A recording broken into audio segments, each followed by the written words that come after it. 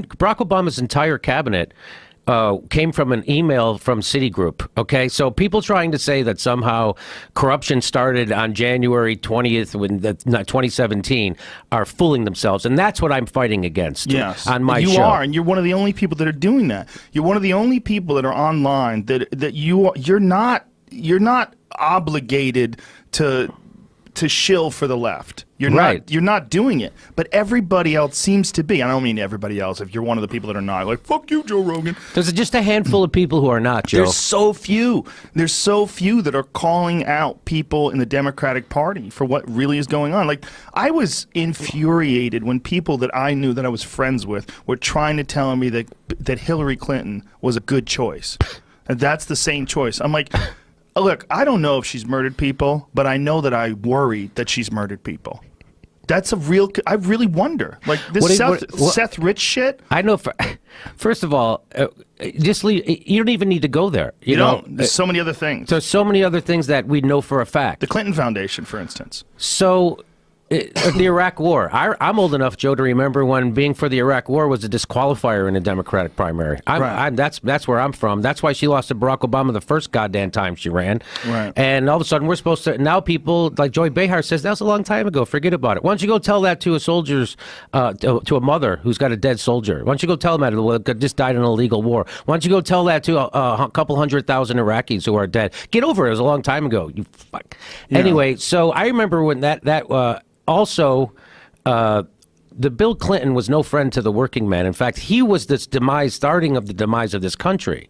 So Ronald Reagan scared the shit out of the Democrats so much that they decided to become like them. And so what Bill Clinton did was he got in bed with Wall Street, the military-industrial complex, Big Pharma, health insurance, and the Koch brothers. He started a thing called the Democratic Leadership Council with Al Gore. They had executives from the Koch brothers on the Democratic Leadership Council. They completely turned their back on the working man. And what happens when you have two parties that are in bed with management? You get Donald Trump.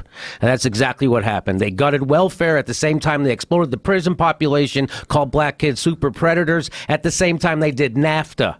And then they deregulated Wall Street, which crashed the economy within 10 years. That's what Democrats did. Democrats did shit that Ronald Reagan could only fucking dream about in his wet dreams. They couldn't pass NAFTA. George Bush couldn't pass NAFTA. It took Bill Clinton to do it. Bill Clinton gave the cover to the other corporate Democrats to go along with it. So that was the beginning of the end for the working class in America. In fact, now, I wouldn't vote for Hillary Clinton, and that's why a lot of people on the left came after me, and they still do. Well, it was confusing to me that you were saying, hey, if you want to vote for a real progressive, what about Jill Stein? Yeah, if you vote for a party, here's a program you actually agree with, the Green New Deal. Right. So, and but everybody's like, no, you're throwing away your vote. Like, how are you throwing away your vote? So we all know for a fact, because of the WikiLeaks emails, that Hillary Clinton had a thing called the Pied Piper strategy, which was she told her minions in the press, please prop up Donald Trump.